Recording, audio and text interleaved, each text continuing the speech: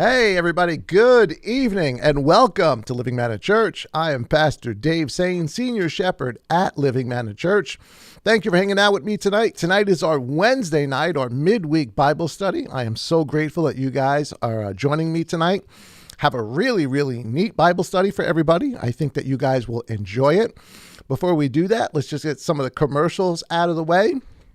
If you are not subscribed, be sure to go ahead and hit that subscribe button and hit that bell so that you are notified every time we go live, whether it's Wednesdays or the weekends. Every time we go live, you will get information. And if you enjoy the study, please share it with somebody. Give us a thumbs up, give us a like, subscribe, do all of those neat things. We really, really appreciate it. And got a whole bunch of stuff going on. You know, we just went through Passover. All of those holidays are behind us, but we got Tabernacles coming up that you can still be a part of. You can go to our LMC app, and you can join us there and fill out the application and be part of our Tabernacle celebration this upcoming October. We'd like to see you there. And a whole bunch of other things, neat things going on. Y'all is just really, really good. I hope you guys are having a good week. I don't know about you, but I had a hankering for matzah this week, which is kind of weird after the whole week of unleavened bread. But it was kind of nice to have a cheeseburger as well.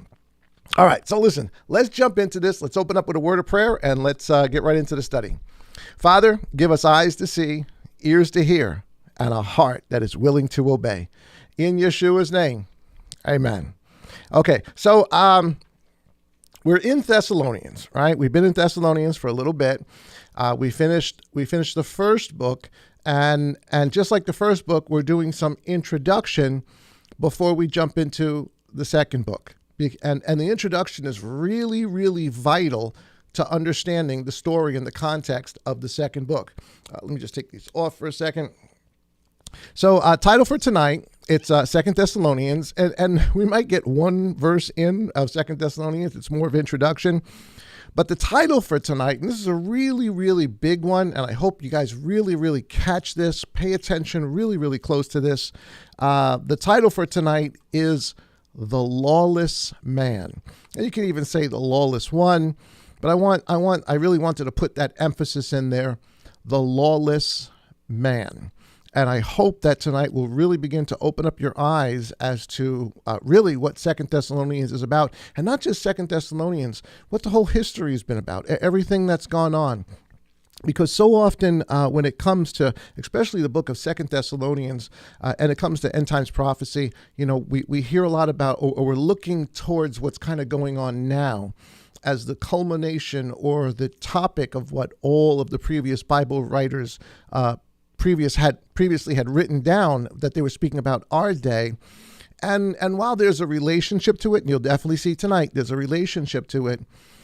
The truth is, you really need to go back to the rest of the scripture. You need to find out, because there is no such thing as just a single witness. Yah gives us multiple witnesses of multiple things. And you got to find the original witness. You have to know the story. The story is most important. As I said, I think it was last week or the week before, it doesn't matter. Honestly, you can give me a King James Bible. You can give me an NIV Bible. You can give me, a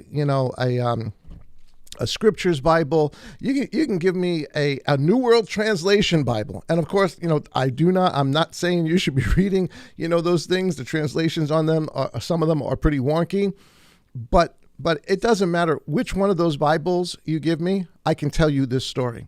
You can find the story, because no matter how much it's changed, no matter how much it's twisted, the story is there. And it's apparent from beginning to end. And you have to remember that Yah wanted this story to go out to the nations, right? To every tribe, every language, every tongue, every people. And, to me, I do not think that what Yah was asking was for every tribe and every nation and every tongue to learn Hebrew. And I'm not saying that's not a good thing. That's great if you study it and you want to get into the language, because there's a lot of stuff that you can learn by going into the language, a lot of intricacies, a lot of details, a lot of things are just overlooked in many of the translations. But the story must be understandable. At least this is my perspective of I think how Yah would do this. is that if this is going to go out to the nations, then this story, no matter what language you translate it into, the story has to remain the same. And the story must be prevalent and paramount in our understanding. And again, I'm not in any way saying that studying the language is not a good thing. Studying, the Hebrew, the Paleo-Hebrew, all of that stuff, Strong's concordances and the definitions, that's all good. And we do all of that stuff here. We do it from time to time. But to me, the story is the most important thing. And you cannot rub the story out. It doesn't matter, how good or how bad the translation is. The story is there. And I think that's just the way that Yah made his word. So with that, we are, as I said, it's called the Lawless Man for today. Let's just jump right into this and get going. Okay, so the outline. Now, we went over this, but I want to make sure you understand in a very synoptic way sort of the outline of events. And one of the best stories to get the basic outline of end time events, of the storyline, of the story, the entire story, is through the words of the master. Because that's really what the master does when he tells these parables. He's really telling us a bigger story inside of a small parable. And one of the greatest parables that really kind of defines the whole story of everything we've been talking about thus far is in Matthew 22, the parable of the wedding feast. And so I've got it up there and I'm doing a little side-by-side comparison. And let me make this bigger so that everybody can see it. We're going to do a little side-by-side comparison as we go through this parable really quickly to see the outline, because the outline or the storyline is most important. Excuse me. And so here's the outline. This is Matthew chapter 22. And this is verse 1. And it says, excuse me, guys. Here is verse 1. And this, of course, is the scriptures version that we're using. And it says, the reign of the heavens, or we would maybe be more familiar with this as the kingdom of God, or the kingdom of heaven. The reign of the heavens is like a man, a king, a sovereign, who made a wedding feast for his son. Well, if this is the storyline, where does this appear? Well, it appears in multiple places. When Yah calls Israel at Mount Sinai, he says, I called you as a husband. It's to prepare a wedding. But here's Isaiah chapter 62 and verse 10. It says I, and the I there means Yeshua. I'm putting that in there. Of course, normally it's yellow. I should have made it yellow. Yellow is me, the PDP version. Any other color is normally the actual scripture. So here's Isaiah 62:10. It says, I, Yeshua, greatly rejoice in Yah. My being exalts in my Elohim. For he has put garments of deliverance on me. He has covered me with the robe of righteousness. As a bridegroom decks himself with ornaments, and a bride adorns herself with her jewels. The whole story is a wedding story, starting at Mount Sinai, but it is a wedding story. Matthew chapter 22, the next verse says, he made a feast for his son, and he sent out his servants to call those who were invited to the wedding feast. But they would not come. Again, he sent out other servants, saying to those who are invited, see, I have prepared my dinner. My oxen and fatted cattle are slaughtered, and all is ready. Come to the wedding, or come to the wedding feast. Now, here's a verse that, I don't know, probably most people wouldn't be familiar with, but this is actually the verse that Yeshua quotes in Matthew chapter 23 when he says, Jerusalem, Jerusalem. So here it is, 2 Chronicles 24:19. It says, yet he, meaning Yah, sent prophets to them, to the house of Israel, to the house of Judah, to bring them back to Yah. And they testified against them. They didn't listen to them.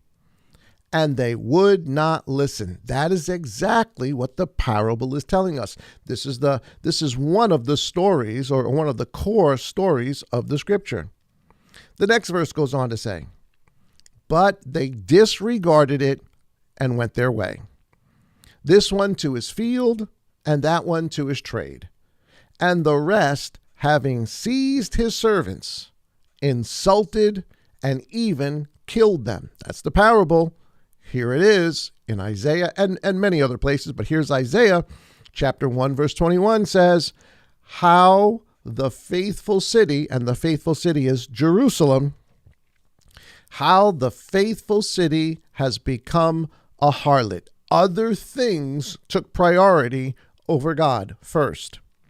And then Matthew 23, of course, is where Yeshua says, Jerusalem, Jerusalem, you who kill the prophets and stone those who are sent to you. This is the parable that he's telling us. This is the overall story. Let's continue with the parable. Verse 7 of the parable of the wedding feast says, but when the king heard, he was wroth. He had wrath. He was angry. And what does he do? He sends out his soldiers, destroyed those murderers, and set the city on fire. Joel chapter 2 is a Torah and prophets verse that speaks. This is what Messiah is talking about in this parable. Joel 2 tells us that the crawling and the consuming and the chewing locust, my great army, which I, meaning Yah, have sent amongst you, meaning Jerusalem. That is what the parable of the wedding feast is talking about. Yah would send his army. We know that army is Rome, the locust army. We see that locust army also mentioned in Revelation 9 and verse 12. It says, and they, the locust army, had a prince over them, the angel of the bottomless pit, Apollyon. He's called Abaddon, but also in the Greek language, Apollyon. So far the story is he came and wanted to bring his people. They didn't want to listen to his servants, killed his servants, so the city would be destroyed and the people. Now here it is, verse 8. Then he said to his servants, and I'm going to put in there, I didn't put it in there in yellow, I should have. Then he said to his other servants, because the people he called, they killed all the servants, right? But these are other servants after the destruction of the city. Then he said to his servants, the wedding feast indeed is ready, but those who were invited were not worthy. Revelation chapter 9 and verse 4, again, talking about the locust army, he commanded them not to harm the grass of the earth, nor any green thing, nor any tree, but only those men who do not have the seal of Elohim on their forehead. We talked about this last week with the 144,000 are the Netzarim, the disciples, the apostles, the 40 years of growth between the resurrection and the destruction of Jerusalem, the growth, the rebirth of the house of Israel, as opposed to all the wicked servants or the unfaithful sons who would be destroyed in the city. So who does the master send out? Well, according to the parable, after the destruction of the city, he sends out other servants to do what? Verse 9, it tells us, therefore, go into the street corners, and as many as you find, invite to the wedding feast. Verse 10, and those servants, the ones who were spared the destruction from the city, went out into the street corners and gathered all of whom they found, both wicked and good. And the wedding hall was filled with guests. Isaiah chapter 61 and verse 6 describes this idea. He says to the Netzarim, to the people who wept and mourned, who are now walking in joy, he says, but you shall be called priests of Yah, servants of our Elohim. Shall be said of you, you shall consume the strength of the nations and boast in their glory. Matthew chapter 28, of course, this is the Great Commission. And what does Yeshua tell the disciples? To go to the nations and make disciples of them. So the whole wedding parable, the whole parable of the wedding feast, gives us at least one basic outline of how events are going to unfold.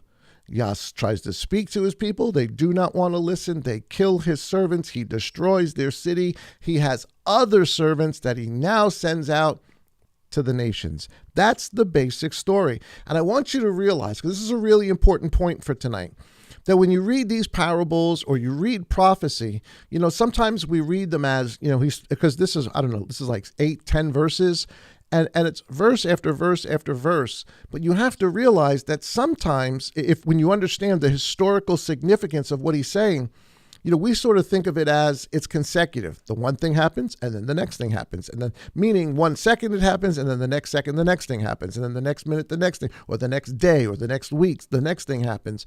When in all reality, the parable that we just took a really, really cursory look at, because we've talked about this before, actually winds up unfolding over 4,000 years. Because we're going all the way back to the time of Mount Sinai, when he called them for the wedding. When he wanted to make a covenant with them where he would be their husband and they would be his bride. The parable starts all the way back then. And in 9 or 10 verses, he covers all the way up to our day.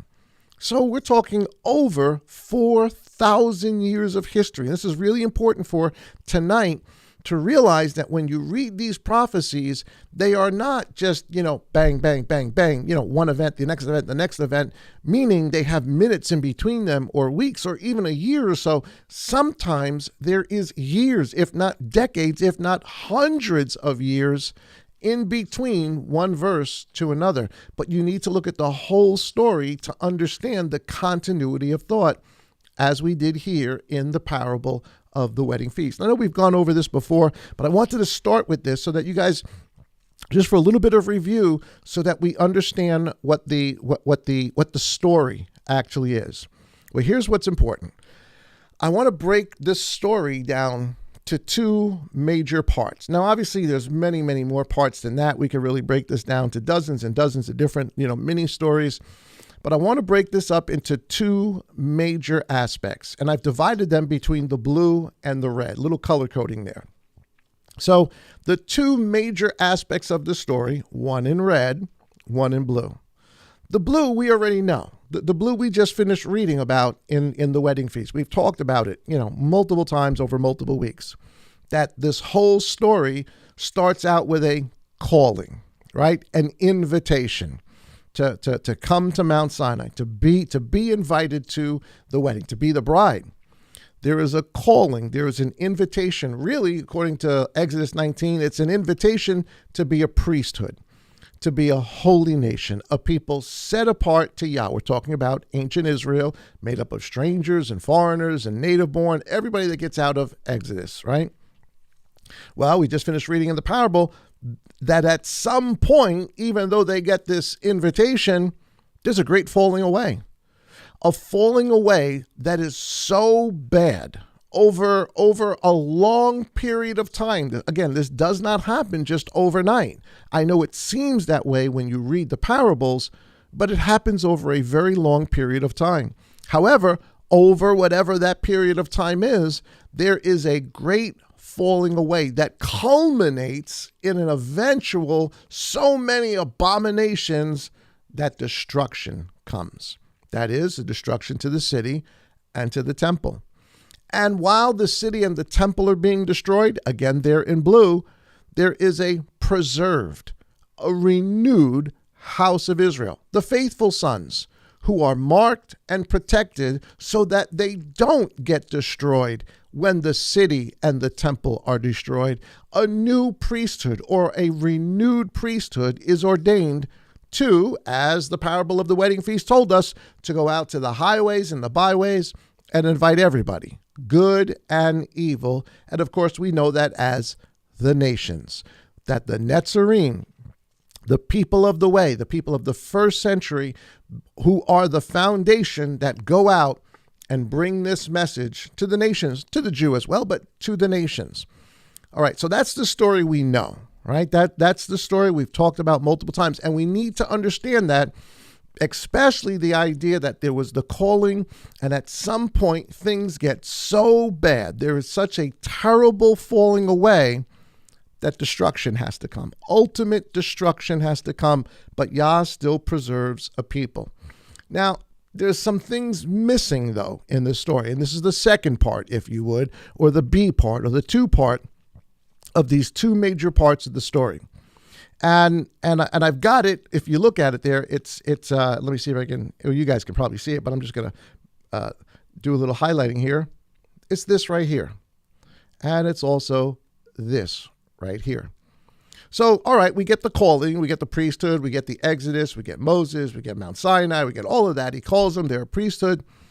And then between that and between the time of Yeshua, there is a great falling away, up to the point that the master has to destroy Jerusalem and the temple. The question is, how do we get there? Why did that happen? There's a little piece of the puzzle missing. And it's not a little piece of the puzzle, it's a big piece of the puzzle. And we're going to talk about it today because we need to understand this before we get into 2 Thessalonians.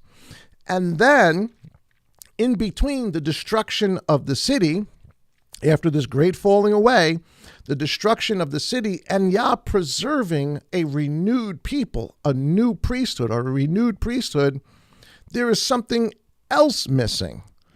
In between the new priesthood and the nations coming and learning and being clothed in their wedding garments to go ahead and make it to the wedding feast. There's something else that goes on in between that time that's related to the first one, to the first little red thing there. So there's really two parts of the story, they're connected obviously, that are missing. And that's what I want to talk about for tonight, what's missing, because we've gone over multiple times now the actual outline. The calling, the great falling away, the preserving of the Netzarim, and then they go to the nations. But now tonight I want to sort of fill in the gaps, if we would.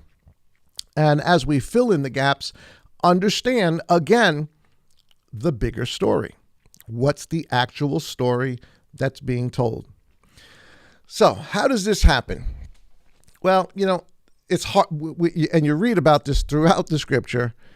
Harlotry occurs. Now, by harlotry, when you read the Bible, when it talks about harlotry, or it talks about adultery is the equivalent of idolatry. Both of them are capital crimes, according to the Torah.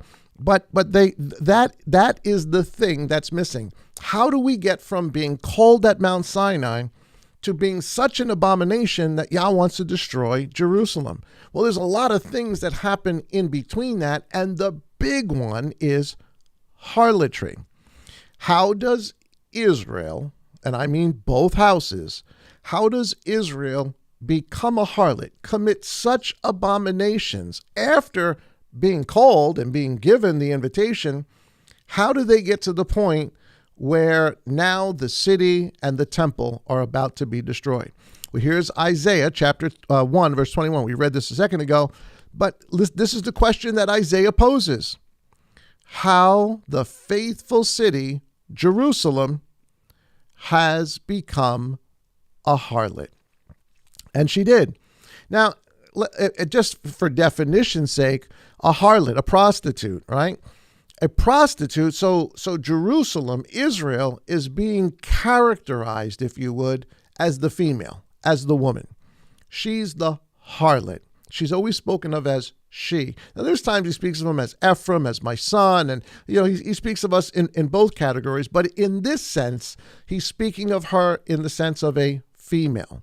And she commits harlot with a man, or men, but in particular, we're going to find out that it's really just one man, at least Judah, with just one man.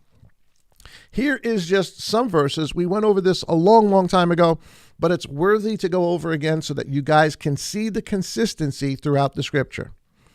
Who were the, for lack of a better term, who were the Johns, right? If Israel is the harlot, well, then who was she harloting with, right? Who are the Johns? Who are the guys, right? Who are the guys here that we're talking about?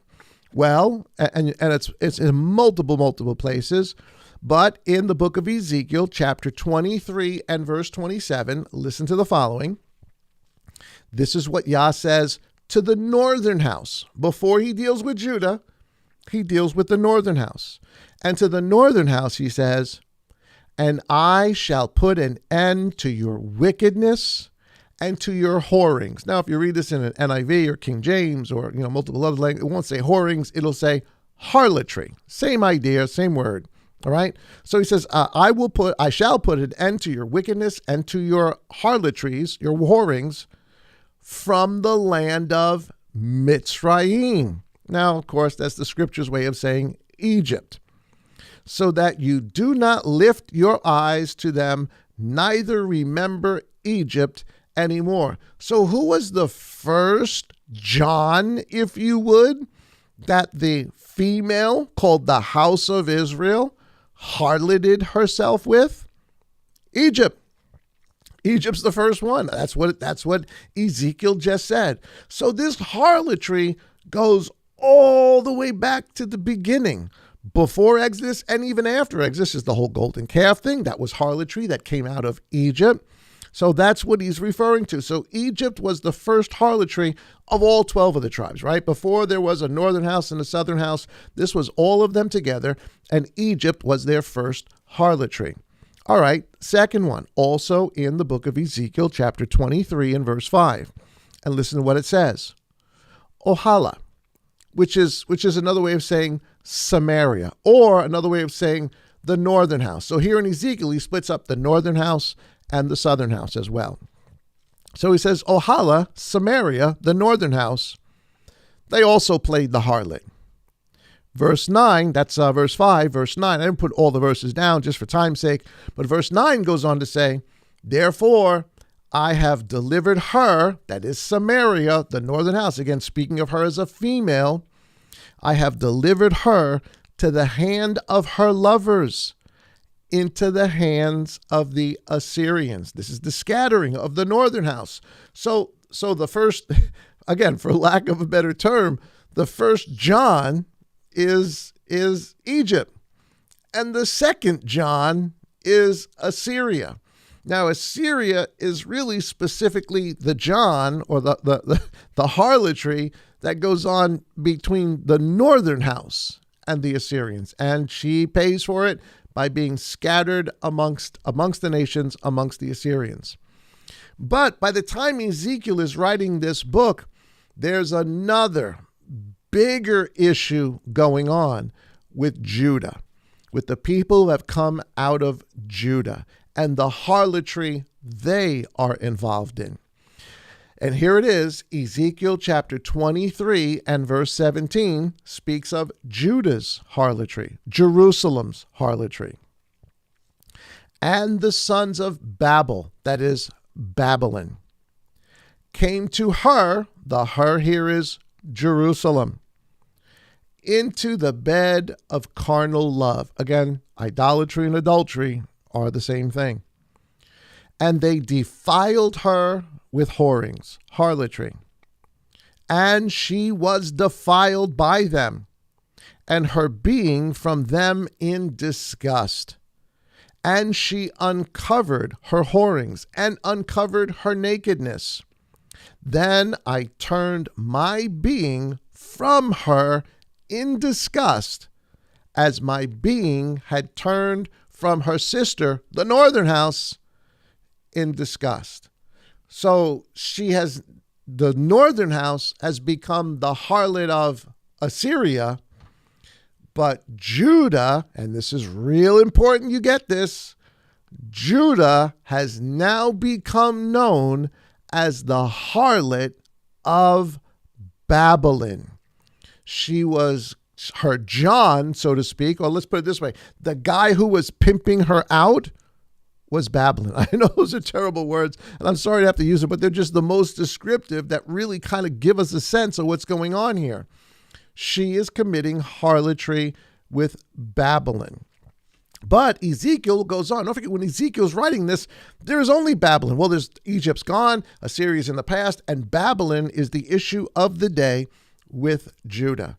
And look at what Ezekiel chapter 23 and verse 30 says. This is again Yah's proclamation about what she's done. That is Judah and the northern house. Ezekiel chapter 23 and verse 30 says, I do this. And he goes through all the judgments and everything that's going to happen. But he says, I do this because of your whorings after the nations, that is, the Gentiles, because you have been defiled by their idols. So he's giving us in chapter 23:30 sort of a synopsis. What has been the issue of both the northern house and the southern house? They keep pimping themselves out to the nations and incorporating things of the nations and taking on the gods of the nations and taking on the customs of the nations and setting aside the things of God and instead incorporating the things of the nations. And that to Yah is whoring. And so it's the nations that are the issue. Here is in Daniel, so we're talking about multiple nations, talking about Egypt, we're talking about Assyria, and now we're talking about Babylon. But don't forget, while Ezekiel is writing these very words in the book of Ezekiel, there's another prophet called Daniel who is continuing the story of Israel's harlotry with the nations, and he gives us a lot more information than even Ezekiel does. So Ezekiel's introduced us to Egypt, to Assyria, and to Babylon, the John of their day. But now Daniel is going to deal with the harlotry specifically, since there is no more northern house, she's gone, she's scattered. He's going to deal specifically with the harlotry that will go on amongst the people of Judah, the house of Israel that's left. Even though they're called the people of Judah, they are still the house of Israel. Same thing as, whether you're a New Yorker or you're from New Jersey or you're from Texas, we are still Americans. So whether they were from Judah or the northern house, they were still Israelites. So here's Daniel chapter 2, and you guys should know this. We've talked about this before.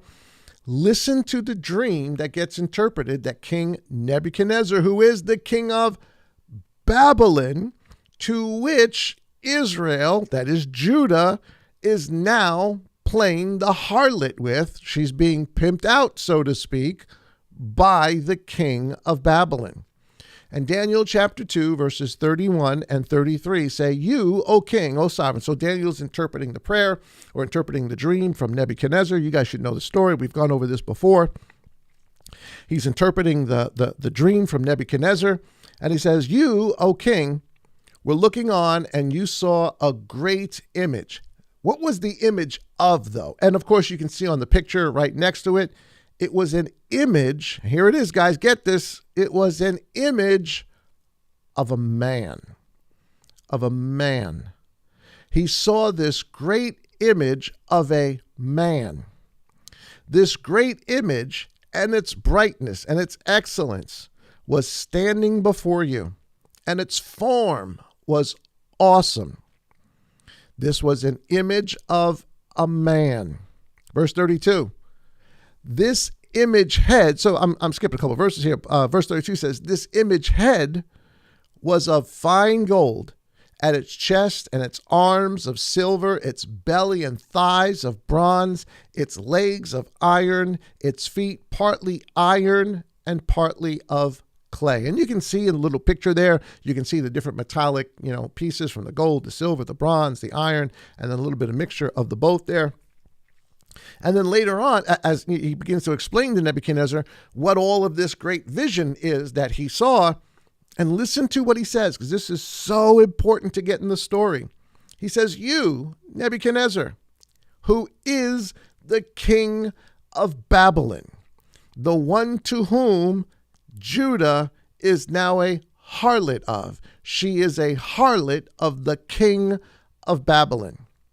He says, you, O Nebuchadnezzar, are the head of gold. You're the thinker. You're the head. You're what this whole thing is about. You're the first guy. Listen, the head means you're the one in charge, right? You're the first one. And you are the greatest of all the kingdoms. And then he goes on to tell them that after you are going to come, lesser kingdoms, more inferior to you, but still great kingdoms in and of themselves. And of course, these other kingdoms that rise are Medo-Persia, Greece, Rome, and then there's, something with iron and clay, but we'll deal with that another time.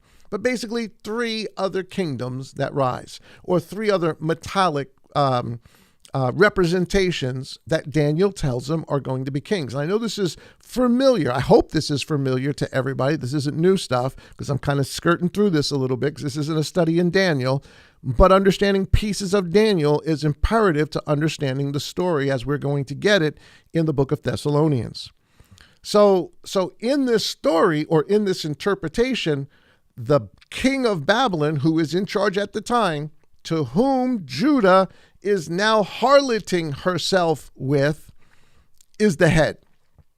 He's the greatest of them. And you know the story. King Nebuchadnezzar makes a statue of the whole thing, except the whole statue's gold. He makes it all of himself, kind of twists the prophecy around. The whole Shadrach, Meshach, and Abednego, the Hebrew boys, Ananiah, Azariah, Mishael, they don't want to bow down, which is another story for another day. But that's the story. So the representation of not just Nebuchadnezzar, but all the Gentile nations that will come after him, that are part of what Yah is trying to show Nebuchadnezzar, not just Nebuchadnezzar, Daniel, are pictured. And get this, guys, they are pictured in the form of a man. This is so important you get this. They are pictured in the form of a man, at least the way they are given to King Nebuchadnezzar. And the king of Babylon is the head of this man. We think of the head. The head is the thing in charge. It's the thing that thinks. It's the reasoning behind it. It's the one that has all the authority. And that's certainly what Nebuchadnezzar does when he makes the statue all of gold. He says it's all about him. And in one sense, it really is all about him. All right. So when it says that she is committing harlotry, the analogy is, well, if Israel's being spoken of as a she, then she's committing harlotry with a he. If she is a woman, she is committing harlotry with a man. I know today it's all upside down and sideways and all the rest. Forget what all the crazy stuff we hear today. Let's just take this from a natural perspective. That's what Yah is telling us.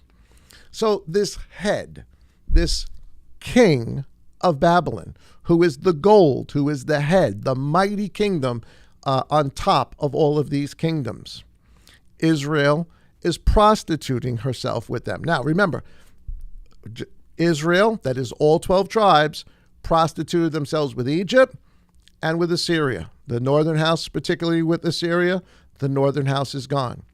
But now we just learned that Judah is prostituting herself with Babylon and all the other nations that are part of that man. All the other Gentile nations that will come from that man, from that head, from that gold, the people of Judah will wind up prostituting themselves with again. And this is why by the time we get to the book of Revelation and we read about the harlot of Babylon, it's not talking about Babylon per se. It's talking about the person who is a harlot with Babylon, or who was a harlot with Babylon. And there's only one who's been a harlot with Babylon. That is the house of Judah. And of course, by Babylon, in that imagery of the man, is also Medo-Persia, is also Greece, and it is also Rome. But the head, the leader, is Babylon. Here's Revelation chapter 17, verse 5, just to sort of put it in perspective for everybody. And it says, verse 5, and upon her forehead, again, it's speaking of her in the feminine sense, and upon her forehead, that is the woman, that is Judah, upon her forehead, a name written, a secret, a mystery. Babel the Great, the mother of all whores or prostitutes, and of the abominations of the earth. And I saw the woman drunk with the blood of the set apart ones, the saints, and with the blood of the witnesses of Yeshua. And having seen her, I marveled, greatly marveled. Why is he marveling? Because he's looking at Jerusalem. He's looking at the Jerusalem of his day, who has not only been a harlot with Babylon all the way back in the days of Nebuchadnezzar, but has been a harlot with every one of the other nations that are part of that statue called the Man. And even in John's day, that harlot is still responsible for killing the people of Yah, for killing the set apart ones, for killing the disciples, for killing the apostles. This is what we are told in Matthew chapter 23 and verse 34. These are the words of the Master. He says, after going through all the woes against them, because of this, see, I send you, to the Pharisees, Sadducees, priests, I will send you, this is future, I send you prophets and wise men and scholars of Scripture. Some of them you shall kill and impale, crucify, and some of them you shall flog in your congregations and persecute from city to city. Well, who does that? Well, the Sanhedrin does that. The government in Israel does that. The temple rabbis do that. The temple presidents do that. All over the house of Israel and the scattered houses of Israel. They persecute the Netzarim. That's what Revelation 17:5 is telling us. The one who's drunk with the blood of the set apart ones and with the blood of the witnesses of Yeshua. He's talking about Judaism of its day. That, or the temple, Jerusalem, that is the harlot. And of course, we see one of the most profound examples of this is Jerusalem hiring out Saul, Shaul, to go do what? To arrest people of the Netzarim, people of the way, to have them brought back and to be killed, tried and killed as heretics. That's what this is talking about. So again, I just want to bring this thought from what was all the way to what is in the first century, that she is still called the harlot of Babylon, the first one, the head of Babylon, King Nebuchadnezzar. That was the beginning of the statue of the Man, and she's still playing the harlot with the Man. All of these other nations afterward, but she is still called the harlot of Babylon. She is prostituting herself with Babylon. Revelation chapter 17 and verse 9, it says, and the woman whom you saw, which we've now identified as Jerusalem, is that great city, having sovereignty over the sovereigns of the earth. Now, people sort of read that, well, sovereignty over the sovereigns of the earth. Did Jerusalem have sovereignty over the sovereigns of the earth? Yes, absolutely she did. It was supposed to be her job to be a royal priesthood. It was supposed to be her job to teach the nations. She did a terrible job of it and instead became a harlot. That's what Revelation 17:9 is telling us. It is that great city. So who's the harlot? Jerusalem is the harlot. Yes, the temple, more specifically, that will be destroyed. But this is about the city, guys. This is about the temple, but this is about the city. You got to get this, that this is about the city. It's not just about the temple. Yes, the temple will be destroyed, but this is about the city, the whole city called Jerusalem. Verse 11 of that same chapter, it says, and this is actually chapter 11. I think it's around verse 9. I don't think I put the verse in there. You guys could look this up on your own. But so you get an idea what this great city is, or more confirmation of what the great city is if you don't realize it yet. And their dead bodies, the two witnesses, lie in the streets of the great city. I put it in blue so you can make the connection between the two verses. The great city, which spiritually is called, so here it's not just calling it Babylon, but in this case it's also calling this great city Sodom and Egypt. So two other, Gentile names being attached to the city. And of course it tells us where also our master was impaled. Well, there's only one city where the master was impaled in, and that is Jerusalem. So we're talking about Jerusalem, who has prostituted herself out to the nations. Judah, the city of Jerusalem, starting with Babylon. Yes, there were two others beforehand, but one's the Assyria, the other one's both tribes before there really is a Jerusalem. But from the time of Jerusalem on, Her prostitution begins with Babylon, and she is forever characterized as the prostitute of Babylon. She belongs to Babylon. Her leadership belongs to Babylon. She has prostituted herself with the king of Babylon. Okay, so here's John. So we say Babylon and the head, King Nebuchadnezzar's the head. Here is John chapter 8 and verse 42. Now, I want you to listen to this. Hold on a second. Let me just... thought I went too far. John chapter 8 and verse 42 says, now this is Yeshua speaking, who's the head of Babylon? And that's a fair question, because obviously Nebuchadnezzar's the head of Babylon. If you were to say Nebuchadnezzar's the head of Babylon, you'd be correct. But there is another head of Babylon. Or actually, we should probably say the real power behind Babylon and behind Medo-Persia and behind Greece and behind Rome and whatever comes after Rome, the real power behind those things. So who is the real king of Babylon?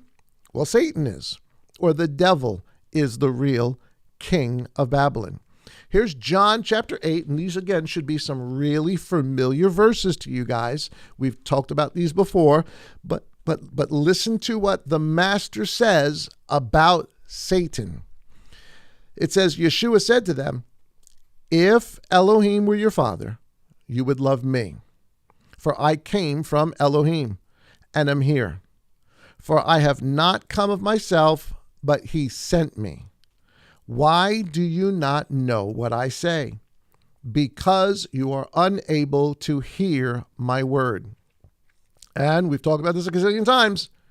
You are of your father, the devil, and the desires of your father you wish to do. Understand who he's talking to here. The leadership of Israel, the people in charge of the temple, the people in charge of the synagogues, the people in charge of translating the scriptures. Those people, he is saying to them, not all, but the majority of them, he is saying, you are of your devil, the father.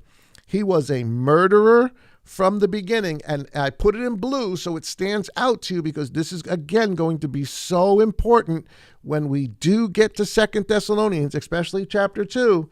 What does it say of the devil?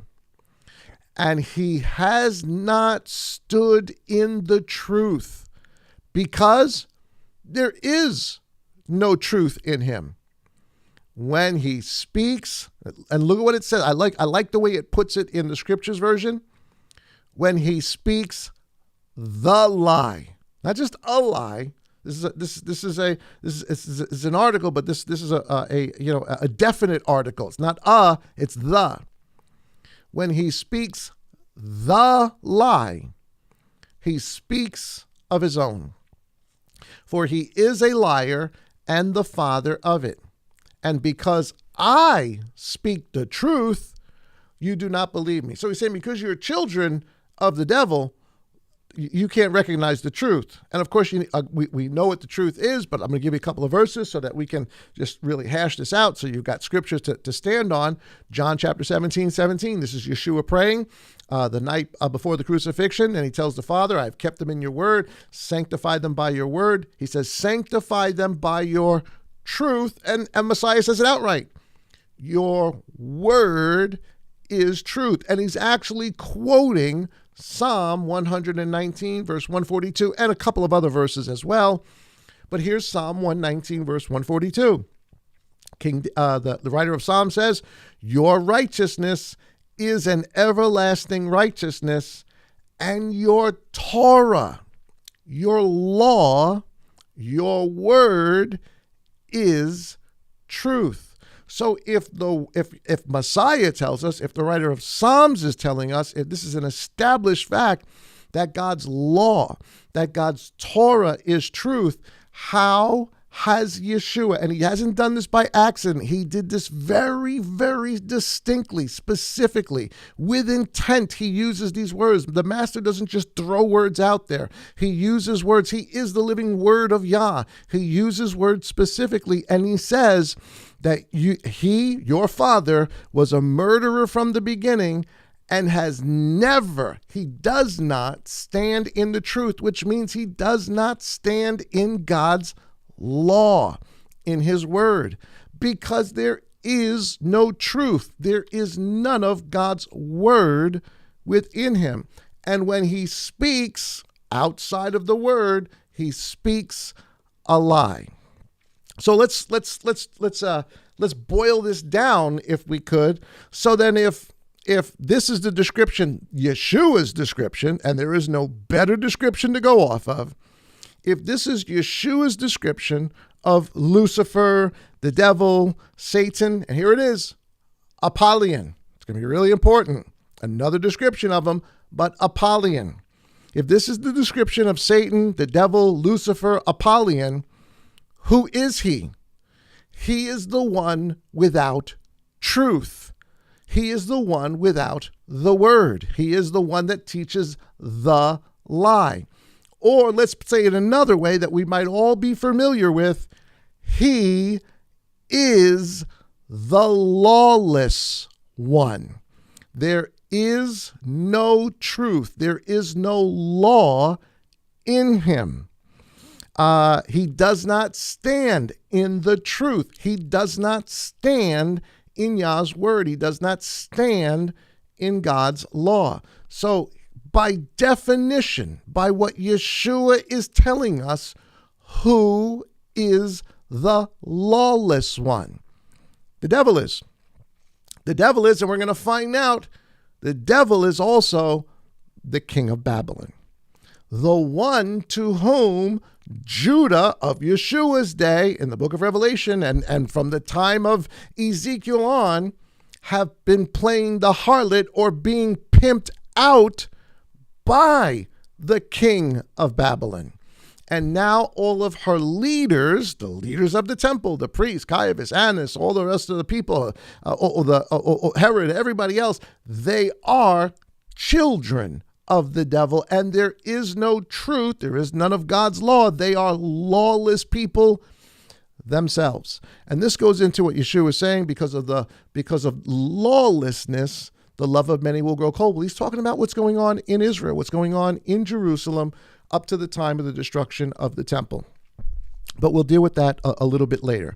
So I want you to see the connection here as we've gone from the statue of a man, the head being the gold, being Nebuchadnezzar, and now the one behind it, I'm telling you, I'll show you in a second, but I'm telling you, is Satan, is the devil, who is indeed the lawless one. Here is the start of, now I know this is probably review for some of you guys, for most of you guys. I hope it is anyway, but it's good review. It's good review to understand the story here. This is the start of the problem, right? This is the beginning. He says he's the father of lies, or the father of the lie. Again, that phraseology is going to be repeated in the book of 2 Thessalonians, because we're going to learn about the lie. Well, we got to find out what the lie actually means so we can understand what the Saul is actually talking about in 2 Thessalonians. Well, here's the start of the problem, and it goes all the way back, of course, to the Torah. It goes back to Genesis 3:3. I don't want to do a whole teaching on this. We're going to kind of skirt through this because I know we've talked about this before, but just sort of for background's sake, here we go. Genesis 3:3, right? It says, "Now the serpent was more cunning than any of the beasts of the field." All right, so the serpent is who, right? The serpent is Satan, the devil, Lucifer, Apollyon. That's who he is. He is referenced as the Satan. Well, the master tells us the leadership of Israel in that day were sons of him. And what does the master call them? Matthew 23 and verse 33. "Woe to you, scribes and priests and Pharisees, etc., etc." And what does he call them in verse 33?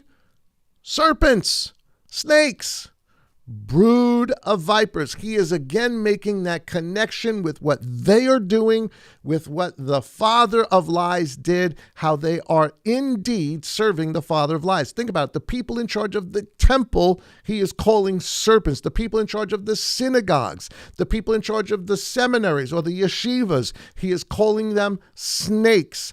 and vipers, and saying, woe to them. So go back to Genesis chapter 3. He says, now the serpent was more cunning than any beast of the field.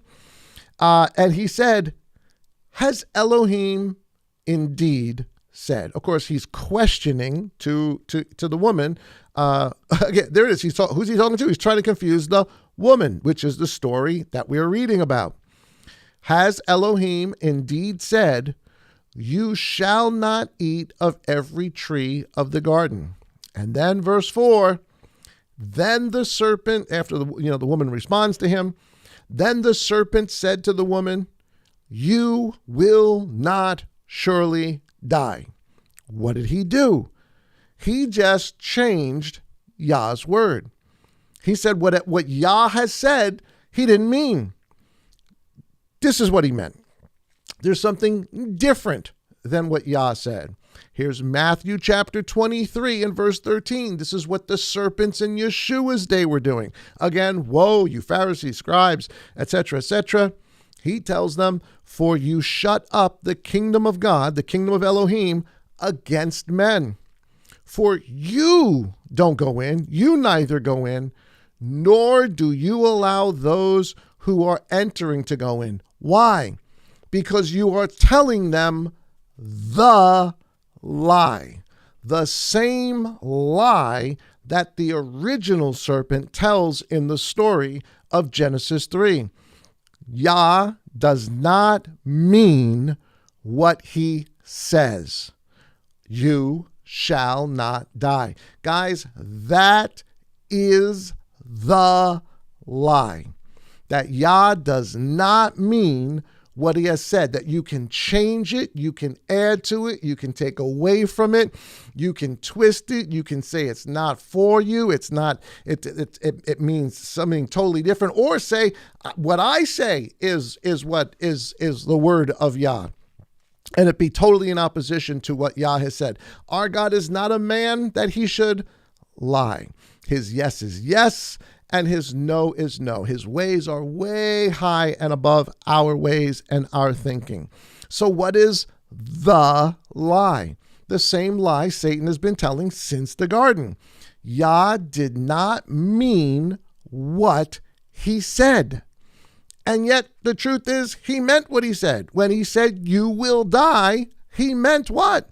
You will die. Yah doesn't pull punches. He doesn't mince words, but Satan has taught us, or he's trying to teach the world, Yah does. He does mince words. When he says there is the way, Satan says, no, there's multiple ways. When he says there's the truth, no, there's multiple truths.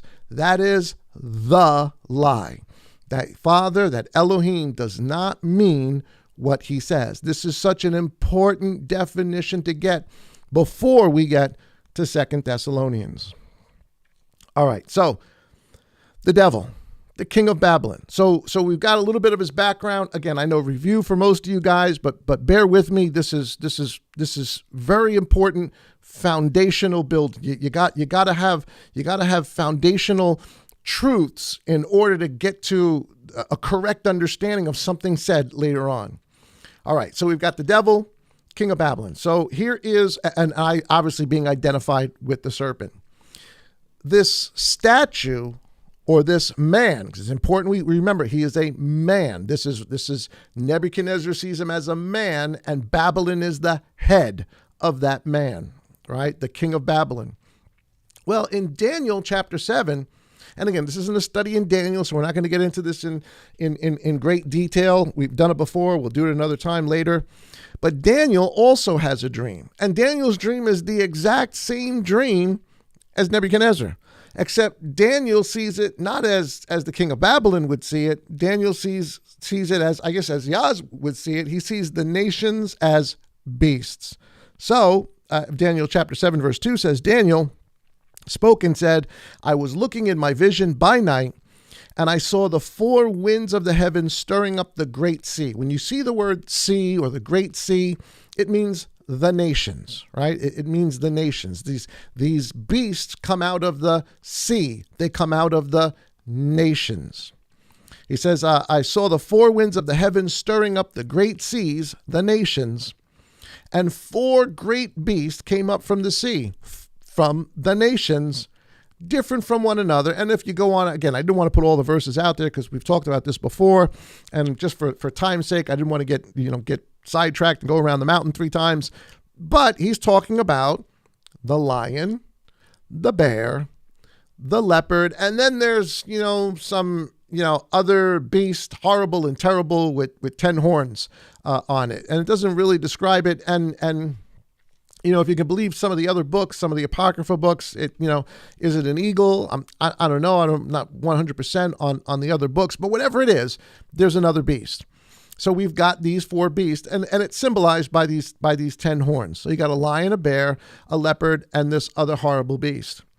And that is, if you look at the picture right next to it, which is a really neat representation, what Nebuchadnezzar dreams as the man, we now see as the beast. But still, who's the head of this? Well, Babylon is the head. And who is the head behind them? Well, the serpent is the head behind them. The one who is the liar. The one who is the lawless one. He is the one behind all of them. Revelation chapter 13:2, which tells us about the beast that comes from the sea. This is right out of Daniel's prophecy, which is the same thing as Nebuchadnezzar's dream. And Daniel chapter 13:2 tells us, and the beast I saw was like a leopard, and his feet were like the feet of a bear, and his mouth, where the head is on the mouth, and his mouth was like the mouth of a lion. And look at what it says. And even though you see the man, even though you see the statue, who is actually the one empowering the statue? Or who is the one empowering the beasts? Or who is the one behind Babylon and Medo-Persia and Greece and Rome and whatever comes after Rome? Who is the one behind it? Well, it tells us. And the dragon, who we just found out is what? Has no truth in him. He does not speak the truth. He is the father of the lie. He is the lawless one. And the dragon, the lawless one, gave, here it is. Guys, look. Now, I know this is English, but look at how they translated this. And the dragon, the lawless one, gave him his power and his throne and great authority. It's speaking of all 4 of these beasts as a singular entity called him, or the man, who is empowered by, given authority by the dragon, who is, we're going to find out in a second, the very king of Babylon, the one behind Nebuchadnezzar, who gives Nebuchadnezzar his power. All of these nations, their power. Okay, so hopefully that's a lot of that. So King of Babylon then. Let's talk about the King of Babylon, because that if what we're saying is true, excuse me, guys, if what we're saying is true, then the power behind Babylon and all these other things that make up the statue of the man is the dragon, which is exactly what Revelation 13 just told us. We're going to get more into Revelation 13 a little bit later. Here is Isaiah 14, and we're going to go right from verse 1 all the way through, because it is a description of the king of Babylon. But I hope by now you guys have listened to enough studies to realize that the book of Isaiah is a book of prophecy of what's going to happen, what leads up to the Messiah coming, what happens when the Messiah comes, and what happens after the Messiah comes. Isaiah is a prophecy of Matthew, Mark, Luke, John, and the book of Revelation. That's what Isaiah is. And so in Isaiah 13, it talks about, the rise and the fall of Babylon. The fall of Babylon will come by the Medo-Persians, which is all historical. That's exactly what happened. That's exactly what Daniel said. And Isaiah is talking about this way before Daniel comes on the scene. Way before Ezekiel comes on the scene, Isaiah is talking about these things in correct order. So that's chapter 13, just for a little bit of context. You can read it for yourself. You can check it out. But chapter 14 gets really interesting, and it's not verse 11. I know it looks like a verse 11 up there. It's verse 1, just a typo on my part. So here's verse 1. It says, because Yah has compassion on Jacob, and shall again choose Israel, and give them rest in their own land, and the strangers shall join them. Whoa, wait a second here. Everything in Isaiah up to this point has been about Yah's going to destroy Jerusalem. He's going to destroy the temple. I don't want your feast anymore. Your offerings, your slaughtered lambs, they're all an abomination. That's what the whole book of Isaiah has been about. You are cisterns with holes in it, pots with holes of it. You can't hold water. It's all been about the destruction of Jerusalem, which we know is what Messiah was telling us. But here he's talking about what's coming. And he's telling us there is going to come a time when Yah will have compassion on Jacob, and he will choose Israel again, except it's not the Israel of the unfaithful son. It's going to be the Israel of the remnant, the Netzarim, the 144,000, the people that are marked so that they do not see destruction. And he's going to give them rest. Eventually when? In their own land. And the strangers shall join them. This is Ephesians. This is what Saul is talking about in Ephesians chapter 2 and verse 19 when he says, no longer, not mo longer, I'm sorry, another typo, no longer strangers, or you are no longer strangers and foreigners, but your fellow citizens with the saints and members of the household of Elohim. No longer strangers, no longer foreigners. And what is Isaiah telling us? The strangers, the foreigners are going to be with you in your rest. It says, and the strangers shall join them, and they, the strangers, shall cling to the house of Jacob. How? Through the renewed covenant, through being grafted into the house of Israel. Verse 2 of Isaiah. And peoples shall take them and bring them to their own place. And the house of Israel shall possess them for servants and female servants in the land of Yah.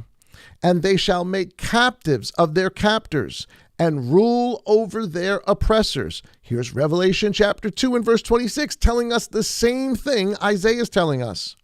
And he who overcomes and guards my works until the end, to him I shall give authority over the nations, and he shall shepherd them with a rod of iron, as a potter's vessel. As the potter's vessel shall be broken to pieces, as I also have received from my Father. That's what Isaiah is saying. They're going to be in charge of the world. The people of Yah, strangers and the house of Israel, all together, the house of Israel, are going to be renewed at some point, and they will run the world. This is what Isaiah is speaking about in Isaiah 14. You're going to see. So that's the preface here. He's telling us this is what's coming. How does this come? This is what the rest of the chapter is about. Verse 3. And I'm sorry it's so small, but I tried to fit as much as I could in there. Hopefully you guys can see that. It says, and it shall be in the day that Yah gives you rest from your sorrow, which is when? It's when Messiah dies. That's when the rest comes. Here's Matthew chapter 11 and verse 28. Here's the rest. Come to me, all you who labor and are burdened, and I shall give you rest. Take my yoke upon you and learn from me, for I am meek and humble in heart, and you shall find rest for your souls, for your beings. For my yoke is gentle and my burden is light, in comparison to the religion that the Pharisees, Sadducees, priests, and all the servants of the devil have actually put on them. So he says, and it shall be in the day when I give you rest from your sorrow. Well, that's what he's talking about. This is the prophecy he's speaking of. When I shall give you rest from your sorrow and from your trouble and the hard service in which you were made to serve. Well, what service were we all made to serve in? Whose servant, excuse me, guys, whose servant were we all? Here it is, John chapter 8. These are the words of the master, no better words. and you shall know the truth, and the truth shall make you free. They answered him, we are the seed of Abraham and have been servants to no one at any time. How do you say, we shall become free? Verse 34, Yeshua says, truly, truly, I say to you, everyone doing sin is a servant of sin. So what trouble and hardship and service were we made to be free from that we served? Sin. This is what Isaiah is talking about. I know he's talking about it in a prophetic sense, but once you understand the whole story, this is what Isaiah is telling us. The next verse in Isaiah says that you shall take, because of this freedom that you've got, you shall take up this proverb against who? Here it is. The king of Babylon. Who's the king of Babylon? Lucifer is the power behind the head, behind the one Judah is made herself a harlot to. You shall take this proverb up against the king of Babylon and say, how the oppressor has ceased. Revelation chapter 12 and verse 9. And the great dragon was thrown out, that serpent of old, called the devil and Satan, who leads the whole world astray. He was thrown to the earth, and his messengers were thrown out with him. That's what Isaiah is telling us. We're just seeing it in another verse in the book of Revelation. And other verses, Yeshua says, I saw Satan fall like lightning. The next thing in Isaiah says, the gold gatherer. This is who Nebuchadnezzar was, the gold gatherer. Now, he's really talking about the king of Babylon, but he's talking about the one behind the king of Babylon. The gold gatherer ceased. Yah has broken the staff of the wrong, the scepter of the rulers. He who struck the people in wrath with ceaseless blows. He who ruled the nations in displeasure is persecuted, and no one restrains. All the earth is at rest and at peace, and shall break forth into singing. Here's Revelation chapter 19, verse 2, telling us this occasion. And after this, I heard a loud voice from the crowd in heaven saying, hallelujah. Well, that's rejoicing. That's singing. Hallelujah. Deliverance and glory and respect and power to Yah, our Elohim. Why? Because true and righteous are his judgments, because he has judged the great whore who corrupted the earth with her whoring, and he has avenged her blood on his servants shed by her, who were servants of the king of Babylon. By judging Jerusalem, he has set them free, judged Satan, kicked him out, loses the war, sends his Netzarim out to have people worship in spirit and truth. That's the context of what's being said here, or the storyline. Verse 8 then goes on to say, even the cypress trees rejoice over you, and the cedars of Lebanon, saying, this is at the failing of Satan. Even the cypress trees, or the failing of the king of Babylon, rejoice over you. And the cedars of Lebanon, saying, since you were cut down, no woodcutter has come up against us. Now, we can go into a whole thing of what trees and grass and all the rest of that means. We'll do that another day. It's a wonderful, wonderful study. You need to know it if you're going to understand Revelation, but we'll do that another day. Just a really quick reference from you. He's talking about people. He's talking about people, that even the trees of Lebanon, the cedars of Lebanon, and the trees, they're rejoicing. They haven't been cut down since this thing has happened to you. Here's Revelation chapter 9 and verse 4, about the locust army.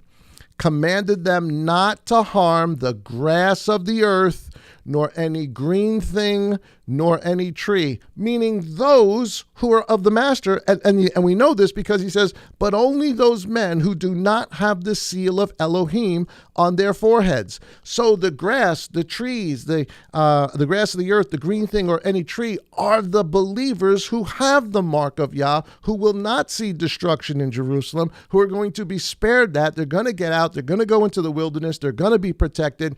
Meanwhile, all the other trees, all the other grass, a third of the trees, a third of the grass, they're all going to get burnt up in Jerusalem. Verse 9 says, Sheol, the grave, from beneath is excited about you, to meet you at your coming. We're talking about the king of Babylon here.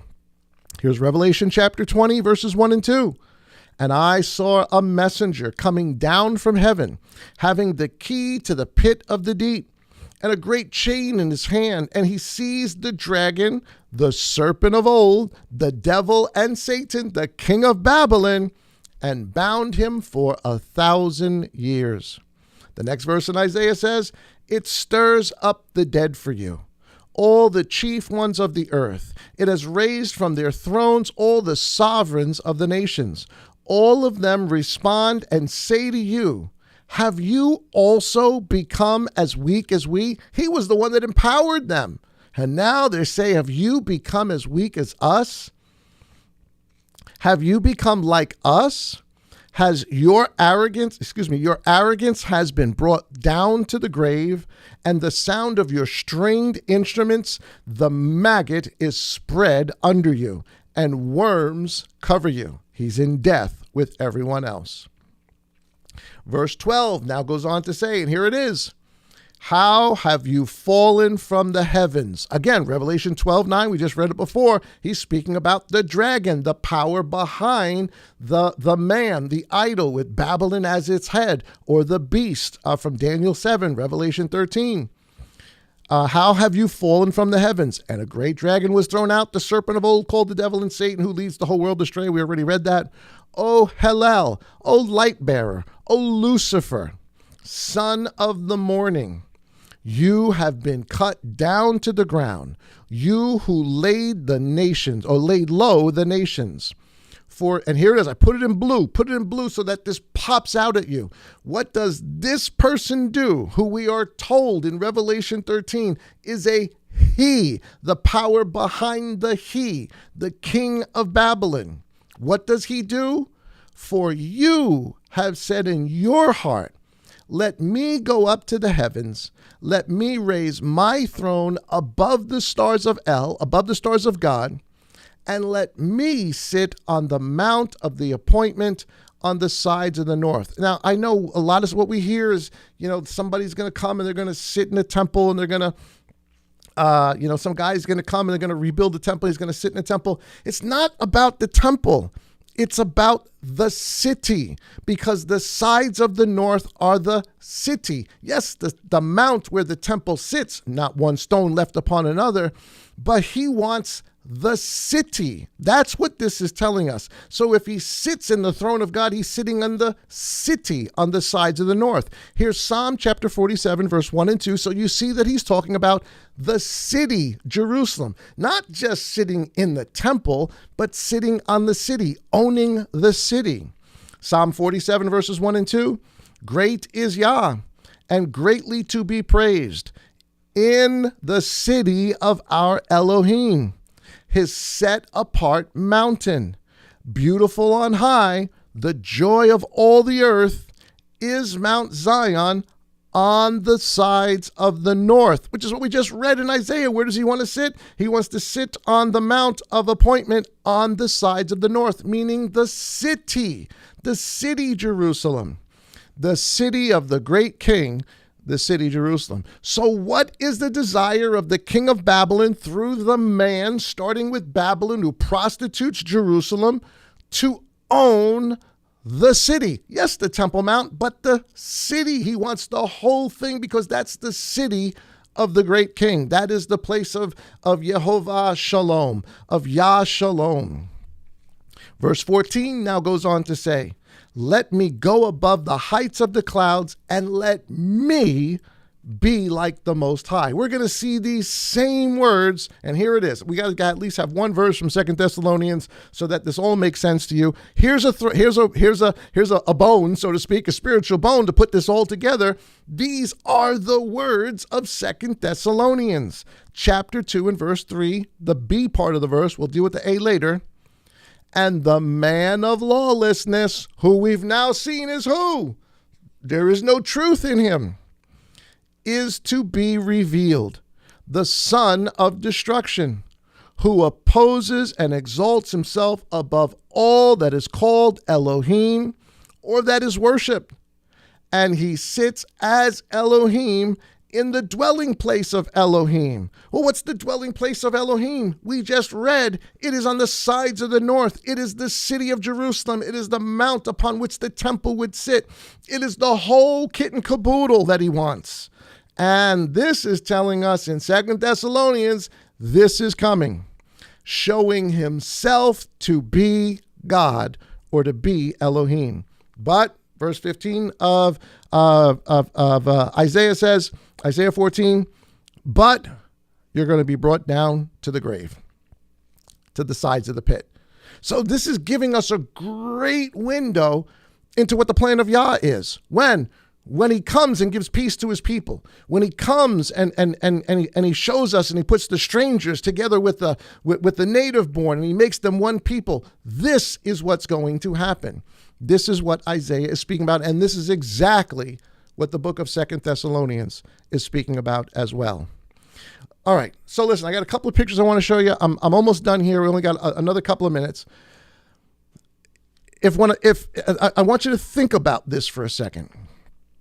If the lawless one is coming to sit on the sides of the north, to sit on the dwelling place of Elohim. Now we say dwelling place, we think it means the temple. Yeshua said the temple, not one stone will be left upon another. Can't sit in the temple. Not one stone left upon another. What he can do is own Jerusalem and claim himself to be God from Jerusalem and and be worshiped as a God from Jerusalem. And what happens after the destruction of Jerusalem, after the apostasy, after the falling away, after Rome comes in, who is part of the man of the body that Nebuchadnezzar sees in the statue? What happens historically? Well, a couple of hundred years. Well, first they destroy the temple. The Jews try to put up an altar, but that doesn't last very long. That gets torn down eventually. And then they get tricked into building another temple on the side of the temple, except as they're building it, they realize, wait a minute, we're not building a temple to Yah. They were building a temple to the sun god, to Apollyon, right on the place where the temple once stood. And the emperor winds up putting the statue of his god in there and a statue of himself and proclaiming himself God. And after that, historically, what winds up happening, after they change the name of Jerusalem to Capitolina, kick all the Jews out, they're not allowed to go in there. Then the Christians eventually, with all the Crusades, come in and just kill people over 1,000 years. And then the Muslims come in and they do the same thing, all wanting to own what? Jerusalem, to set up their temples, to set up their synagogues, to set up, not even their synagogues, their temples, their cathedrals, their mosques in that city. The city is the issue. The sides of the north is the issue. From the Crusaders all the way to the Muslims, to Saladin and the capture of Jerusalem. And Jerusalem changes hands over and over and over. Millions and hundreds and probably millions of people die over trying to gain control of Jerusalem and say, our God is the God of Jerusalem, whether it's the God of the Crusaders or the God of the Muslims or any other God, any other group that went there. And then where are we today? Still, he is sitting on the sides of the north. He's been sitting on it from the time of Rome to the time of the Crusaders to the time of Saladin. Doesn't matter what group is on there. Doesn't matter what temple's on there. It's not the temple of Yah, but someone else. The man, the people of the nations, is being worshipped as God on that mountain. And even today, what's on that mountain? That's the temple of the Holy Sepulchre you're looking at right there. On that mountain, governed by who? People who created a worship based on Babylon, wearing the same clothing as the priest of Babylon. They created an idol to Babylon. Where did they do this? On the sides of the north. It's still there today, guys, for 2,000 years. And not just them, you now have Islam, has their thing on there. Where? On the sides of the north. Whether it is the actual Temple Mount or not, doesn't matter. It's still the sides of the north. It's still the city. And if you watch the news lately, and this has been going on for years, look at what's going on the Al-Aqsa Mosque. Look what's going on in the Dome of the Rock. Look at the riots. Look at the issues with the Palestinians. There's just angst and anxiety and hatred and death. Why? Because the one who is proclaiming himself God is still on the sides of the north, and he's been there since the destruction of Jerusalem in one way and or another, and he's still there today. That is the prophecy that we're going to take a look at when we get to 2 Thessalonians chapter 2. I know I'm getting a little excited, but this is to me, this is exciting stuff. It truly is. Let's summarize this thing because I'm almost out of time for today. So I started off saying two major points, right? Or two major parts. There's many, many, many different points, many, many different parts, but I'm breaking it up into two just for simplicity. So we understand Israel's called, right? They're given the invitation for the wedding. They are betrothed to our God. They are called to be a royal priesthood. But because of a lie that gets bigger and bigger and bigger and bigger to the very people who are in charge of Jerusalem are pushing that lie. Are servants, not of the Father Elohim, the Father God, but are servants of the lie. There's a remnant of people too, and out of that remnant, because of the great destruction of their abomination, come a renewed people, marked and sealed so that they escape the destruction and become a new priesthood, a new house of Israel, a renewed house of Israel, to do what? To bring in the nations, the foreigners and the strangers. But even when that's happening, Satan's not done. If I'm going to lose the temple, if I'm going to lose the people who are in charge of it, if I'm going to lose all that, well then nobody's going to get the temple. Temple's coming down. It's going to be destroyed. And I'm going to set myself up there in many, many different ways over 2,000 years. But he's been sitting on the sides of the north for a long, long time, 2,000 years.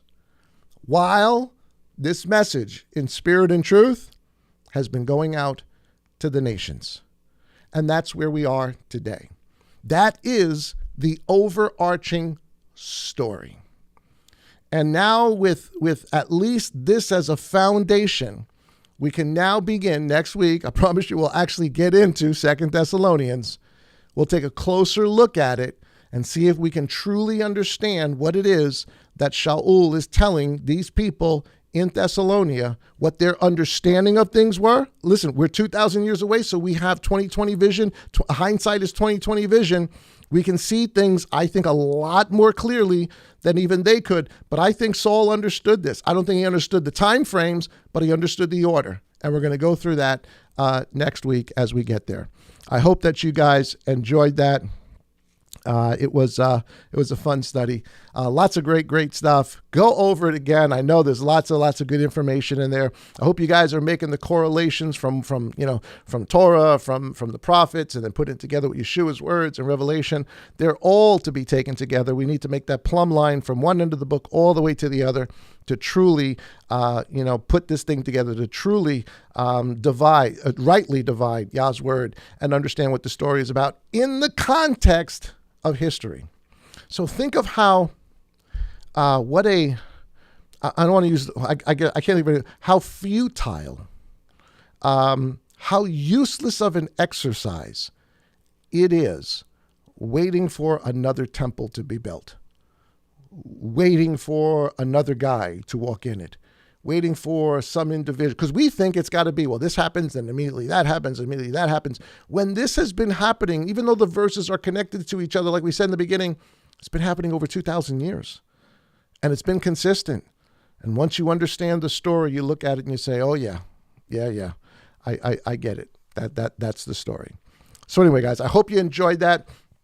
Don't forget to join us this weekend on Saturday on the Sabbath as we have another Hidden Manna. We're going to have a great conversation for you guys. And of course, join us this weekend as well. And guys, if you're fed by this ministry, if you're encouraged by this ministry, we ask you to, help us out with it. There's ways of giving, all sorts of stuff. You have our app. Go on our app. You can find out how to give through our app. We really appreciate your help. It enables us to continue to do what we do. Guys, we love you. Thank you so much for hanging out with us tonight. Have a great night, guys. And don't forget to join us tomorrow morning for Morning Manna. Guys, God bless. And as always, Shalom.